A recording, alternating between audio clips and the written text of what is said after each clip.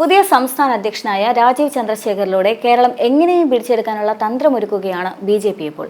പല ഘട്ടങ്ങളിലൂടെ വോട്ട് വിഹിതം വർദ്ധിപ്പിച്ചും സീറ്റുകൾ കൂട്ടിയും സംസ്ഥാനത്തെ വേരുറപ്പിക്കാനാണ് സംസ്ഥാന അധ്യക്ഷന്റെ നേതൃത്വത്തിലെ നീക്കം നടക്കുക.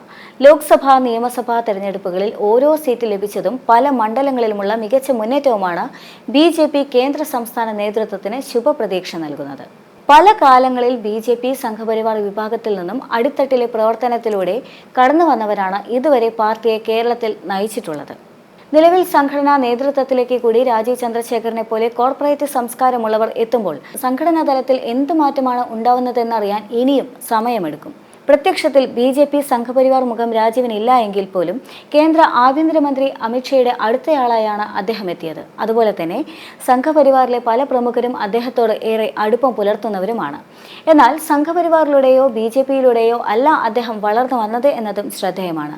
അതുകൊണ്ട് കേരളം പോലെയുള്ളിടത്ത് സംഘപരിവാറിന് പുറത്തേക്ക് പാർട്ടിയെ അദ്ദേഹത്തിന് കൊണ്ടുപോകാനാകുമെന്നതാണ് ബി.ജെ.പി. കേന്ദ്ര നേതൃത്വം വിലയിരുത്തുന്നത്. കോർപ്പറേറ്റ് സംസ്കാരമുള്ളയാളാണെങ്കിലും തികഞ്ഞ സംഘപരിവാർ അനുകൂലിയായ രാജീവ് ഒരർത്ഥത്തിൽ ബി.ജെ.പിക്കും RSSനും കേരളത്തിൽ കടന്നു വരാനുള്ള മറയായി തന്നെയായിരിക്കും പ്രവർത്തിക്കുക. സംസ്ഥാനത്ത് ഡാം റേറ്റിംഗിൽ 1-ാം സ്ഥാനത്ത് നിൽക്കുന്ന സ്വന്തം ചാനലായ ഏഷ്യാനെറ്റ് അടക്കമുണ്ടെന്നതും അദ്ദേഹത്തിന്റെ പ്ലസ് പോയിന്റ് തന്നെയാണ്.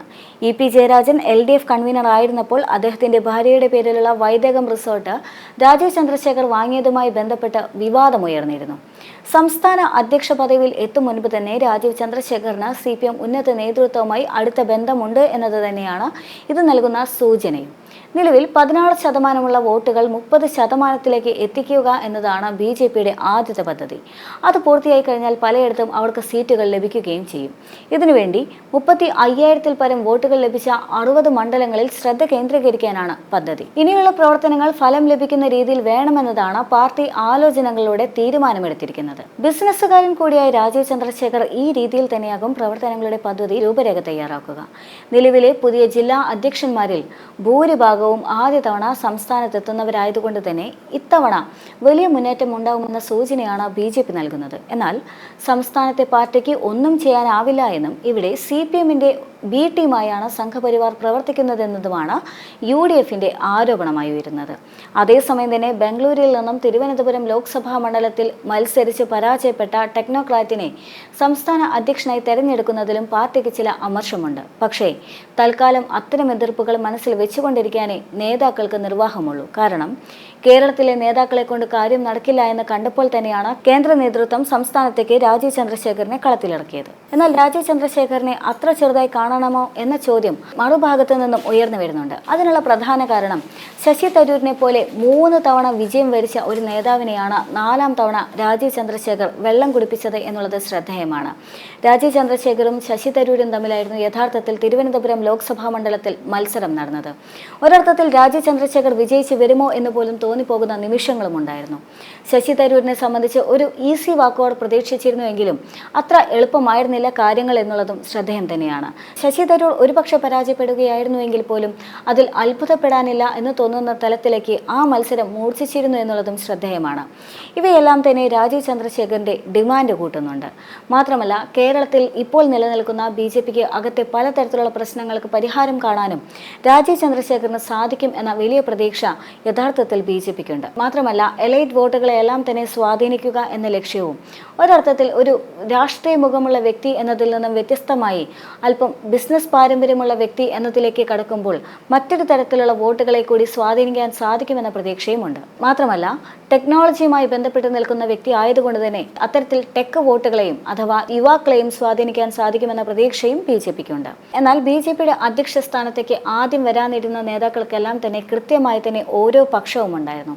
ഓരോ പക്ഷക്കാരാണ് ആ അതത് നേതാക്കളെ ഉയർത്തി കാണിച്ചിരുന്നത്. അങ്ങനെ ഏതെങ്കിലും ഒരു പക്ഷത്തെ നേതാവിനെ അധ്യക്ഷനാക്കിയിരുന്നുവെങ്കിൽ ബി.ജെ.പിയിലെ കാര്യങ്ങളെല്ലാം തന്നെ തകിടം മറിയുമായിരുന്നു. അതുകൊണ്ട് തന്നെയാണ് രാജീവ് ചന്ദ്രശേഖറിനെ നേരിട്ട് കളത്തിലിറക്കിയത്. രാജീവ് ചന്ദ്രശേഖറിനെ സംബന്ധിച്ച് അദ്ദേഹം കേരളത്തിൽ നിന്ന് പുറത്തുള്ള വ്യക്തിയാണ്. എന്നാൽ അതേസമയം തന്നെ കേരളത്തിന് സ്വീകാര്യനായ വ്യക്തി കൂടിയാണ്. ഇനിയിപ്പോൾ അദ്ദേഹം കേരളത്തിലെത്തിയ സാഹചര്യത്തിൽ കൃത്യമായി അദ്ദേഹം വെളിപ്പെടുത്തുന്നുണ്ട് അദ്ദേഹത്തെ സംബന്ധിച്ച് അദ്ദേഹത്തിന്റെ ഏക ലക്ഷ്യം ബി.ജെ.പിയിൽ നിന്നും ഒരു മുഖ്യമന്ത്രി കടന്നു വരിക എന്നുള്ളത് തന്നെയാണ് എന്ന്.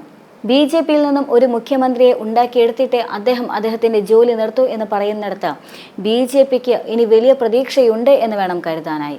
ആദ്യമെല്ലാം തന്നെ, അതായത് 2019 ലോക്സഭാ തെരഞ്ഞെടുപ്പിന് ശേഷം BJP-യുടെ വോട്ട് ശതമാനത്തിൽ വലിയ വർധനവുണ്ടായതായി കാണാൻ സാധിക്കും. ഏറ്റവും നിസ്സാരമായി പറയുകയാണെങ്കിൽ, കഴിഞ്ഞ തെരഞ്ഞെടുപ്പിൽ BJP നേടിയത് 19% വോട്ടുകളാണെങ്കിൽ ഇത്തവണ അത് 30-ലേക്ക് ഉയർത്തും എന്ന പ്രതീക്ഷ പറയുമ്പോൾ അതിനുള്ള വഴി BJP കണ്ടിട്ടുമുണ്ട്. ശോഭാ സുരേന്ദ്രനെ പോലുള്ള നേതാക്കളെല്ലാം തന്നെ കളത്തിലിറക്കുകയാണെങ്കിൽ വോട്ട് ശതമാനം ഉയർത്താൻ സാധിക്കുമെന്ന വലിയ ബോധ്യവും BJP-യെ സംബന്ധിച്ചുണ്ട്. എന്തു തന്നെയാണെങ്കിലും 2025-ൽ ഇനി നടക്കാനിരിക്കുന്ന തദ്ദേശ തെരഞ്ഞെടുപ്പിലും ഇനി 2026-ൽ നടക്കാനിരിക്കുന്ന നിയമസഭാ തെരഞ്ഞെടുപ്പിലും ശക്തമായ മുന്നേറ്റത്തിന് ശ്രമിക്കുക തന്നെയാണ് BJP. ആദ്യമെല്ലാം തന്നെ സൂചിപ്പിച്ചിരുന്ന പോലെ ആദ്യം തിരുവനന്തപുരം കോർപ്പറേഷൻ കൈപ്പിടിയിലൊതുക്കുക, അതിനുശേഷം സ്വാധീന മേഖലയിലെല്ലാം തന്നെ വോട്ട് വർദ്ധിപ്പിക്കുക. ഇനി നിയമസഭാ തെരഞ്ഞെടുപ്പിനെ പറ്റി സംസാരിക്കുകയാണെങ്കിൽ 7 മണ്ഡലങ്ങളാണ് BJP ലക്ഷ്യം വെച്ചിട്ടുള്ളത്. അതിൽ 3 തിരുവനന്തപുരത്താണ്, മറ്റൊന്ന് കൊല്ലമാണ്, മറ്റൊന്ന് പാലക്കാടാണ്, മറ്റൊന്ന് തൃശ്ശൂരുമാണ്.